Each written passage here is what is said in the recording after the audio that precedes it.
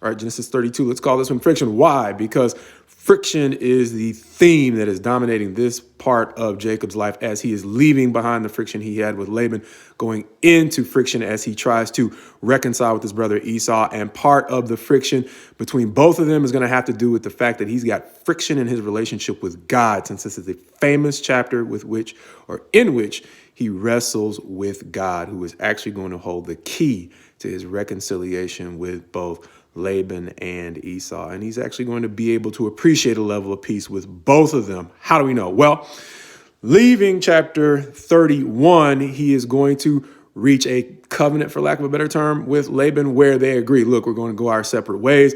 You will not cross past this point to do me harm, and I will not cross past this point to come and seek after you. And with that, he moves into, okay, now how are we going to make peace with Esau? And in doing that, he is going to realize that without God, it's not going to matter. But ultimately, there are some things that he can do to make the process possibly go as smoothly as it can.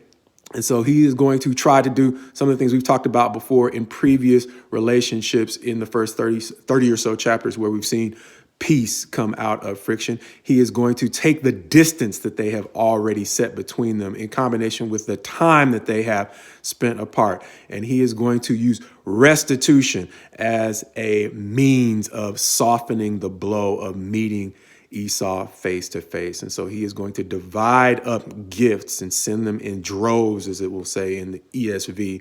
And those droves are hopefully going to, as Esau meets drove after drove of gift, his anger will hopefully subside more and more until when they finally meet, maybe peace. But the linchpin to all this is God, because his relationship with God, meaning Jacob's relationship with God, is really, in a lot of ways, what has gone awry. And this is the point where Jacob wrestles with God, and he will no longer be called Jacob, but Israel from this point forward, because he's going to need to be a new man in many ways. And the perfection of that change is not going to be completed for another few chapters. We're going to see the stages with which he changes as an individual, but it's also going to affect his family going forward. And so some of the friction he's going to see later on is actually the friction that comes about when we try to redirect a family, an organization, whatever it is that we might have been leading at a point where we see, oh, wait a minute, we need to make some changes in our personal walk. But the people with whom we've been working have seen an example in us that they become comfortable with, even though that wasn't the healthiest example we could have set. And so that's what he's going to be dealing with now,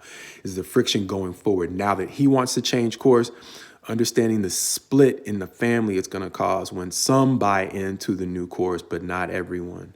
And so ultimately, when we're looking at Jacob in this stage of his life, we've got not only the friction that he's overcoming with Laban, the friction that he's overcoming with Esau, the friction with God that he's reconciling, that is really the key to finding peace in all of these situations, but the friction going forward in trying to redirect the course of his life, which he now realizes was not headed in the right direction, even though he was relatively successful.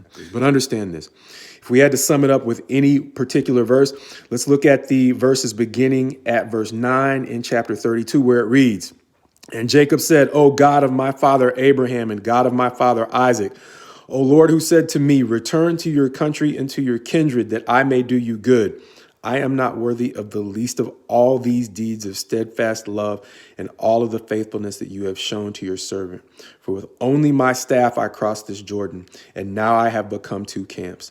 Please deliver me from the hand of my brother, from the hand of Esau, for I fear him, that he may come and attack me, the mothers with the children." And understand, to all the things that he used to try to make peace, the time, the distance, and the gifts, candor is the thing that he decides he is going to have to finally embrace after all of the deception. And it points forward to, in many ways, what we're going to see later on when Paul writes, look, without love, none of our gifts matter.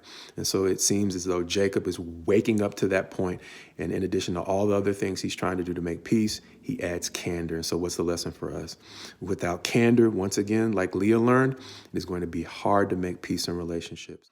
And so, God willing, we will embrace candor and everything else we need to do to make peace.